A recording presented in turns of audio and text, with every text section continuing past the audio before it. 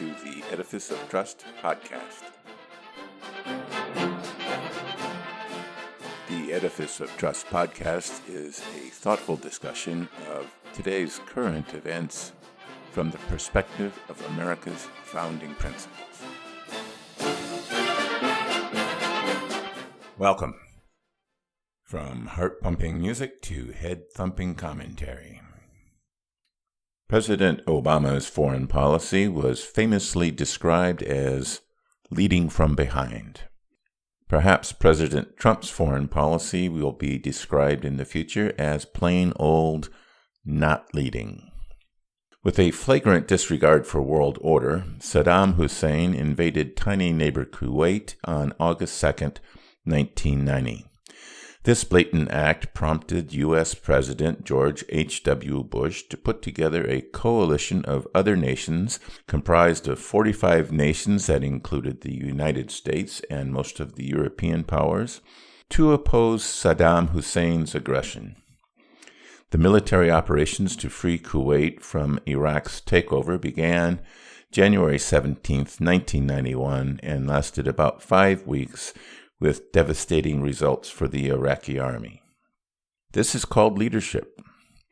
While it is true that the greatest burden fell on the United States, the other nations not only participated in some of the military activities, their presence reaffirmed the strength of the world order under U.S. leadership and served notice to rogue nations of the consequences of attempting to violate that order.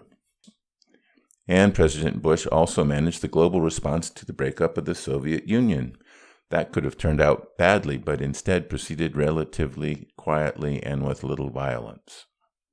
After 9/11, in 2001, President George W. Bush put together a so-called coalition of the willing to support the ill-advised invasion to overthrow the regime of Saddam Hussein that his father had refrained from attempting. Although this coalition had fewer active members, its creation still highlighted the ability of the United States to bring together many nations to support our foreign policy. President Obama's leading from behind foreign policy represented a shift from the out-front policies of former presidents, but had backing from many people in his base of progressive supporters. Nelson Mandela, a hero of President Obama's, supported leadership from behind, saying, quote, "It is better to lead from behind and put others in front, especially when you celebrate victory when nice things occur," unquote. But Mr. Mandela added a very important corollary, quote, "You take the front when there is danger. Then people will appreciate your leadership," unquote.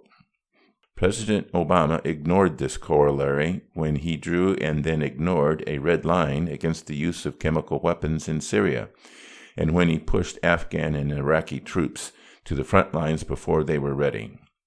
He again ignored it when China began terraforming reefs in the South China Seas into tiny islands with large military bases on them. But although President Obama's foreign policy appears to have been relatively ineffective and counterproductive, it was still recognizably American foreign policy. President Trump has turned American foreign policy completely on its ear. For over 70 years, American foreign policy has been based on building a rules-based world order backed by a strong group of allies and friends. But President Trump has sharply criticized our allies and principal trading partners while giving a pass to authoritarian leaders and dictators. As Gideon Rose, editor of Foreign Affairs, noted, quote, "Trumpism is about winning, which is something you do to other people. The world order requires leading, which is something you do with others." President Trump's foreign policy appears to be based primarily on appealing to his base, a base that is not appreciative of the nuances of foreign policy and who believe, with some justification, that they got the short end of the globalization stick. While the post-World War II global world order has brought many benefits to the world and to America, it has not been without cost. And, as is the case in many economic scenarios, while benefits are often generalized, such as a wide variety of products at low cost due to foreign trade, the costs are focused and specific. For example, lost jobs from foreign competition or offshoring. But progress and growth often leave certain groups out in the cold. Economic advancement was described by Joseph Schumpeter as creative destruction, and it is often the workers that are the ones destroyed. And it is our American soldiers, sailors, airmen, and Marines that pay a disproportionate price with life and limb in maintaining the global world order. But as Nelson Mandela noted, when there is danger, it is time for the leaders to be out front. And the relative peace that we have achieved since World War II means that the sacrifice our sons and daughters are making is not in vain. While there have been 7,584 service personnel deaths since the end of the Vietnam War, this number pales in comparison to the more than 400,000 U.S. service personnel deaths in World War II. But even those numbers are relatively small compared to the estimated World War II military deaths of 21 to 25 million people and civilian casualties of up to 60 million during 6 years of war. And while there have been many civilian casualties in the various regional conflicts, that number has decreased substantially, especially since the Vietnamese War. So although our global leadership has cost us many American lives, we have saved literally millions upon millions, including a large number of our own, by avoiding a major war between great powers. The Pax Americana has not been perfect, but it has been much better than the other outcomes that could have occurred if it had not been for American leadership. President Trump's foreign policy appears to intend to destroy all the global institutions and procedures that have been created to manage the global order over the last 70 years.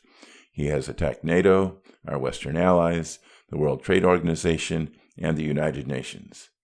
And he has offered no replacements or reform plans for these global institutions that he trashes. President Trump is tearing down an admittedly imperfect Lockean world order that will impel us into a dangerous Hobbesian world of every nation for itself.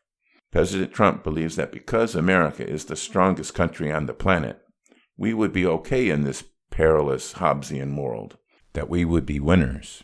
Secretary of Defense Mattis disagreed, stating that America's greatest strength lies in our allies and friends. That's why he was pushed out.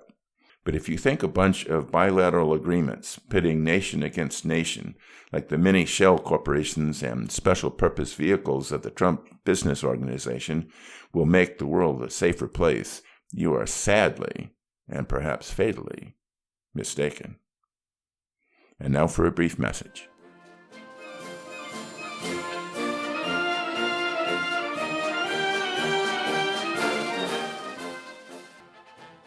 Don't forget, my latest book, 2017, A Trumpian Year in Review, is now available in paperback and ebook versions on Amazon, Barnes & Noble, and iBooks. Also available are my previous publications, Principled Policy and Edifice of Trust. And if you want some adventure, try my novel, Tawantinsuyu. More information on these books, plus links to retail outlets, is available on my website, www.edificeoftrust.com. Thank you.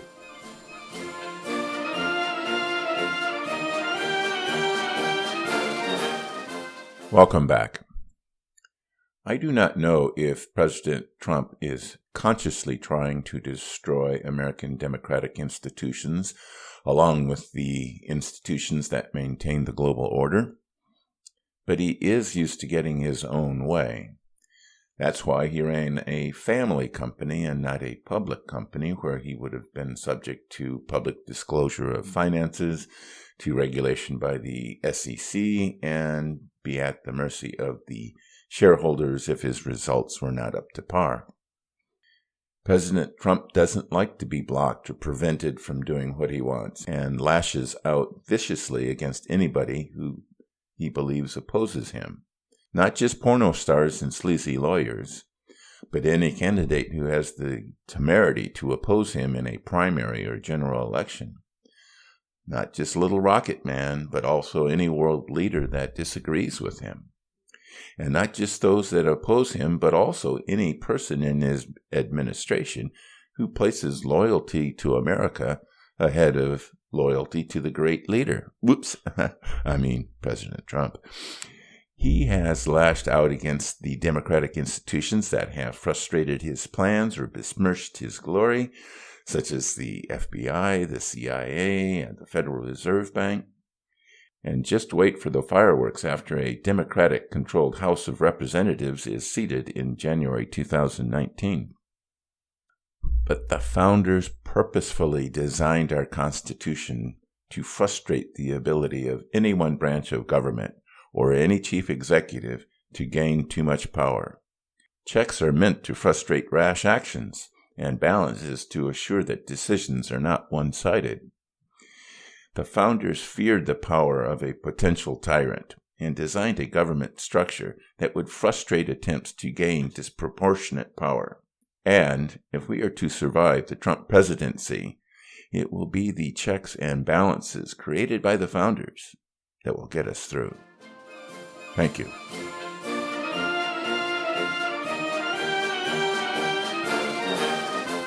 Thanks for listening to my podcast. If you would like to hear more Edifice of Trust podcasts, please don't forget to subscribe. Thank you.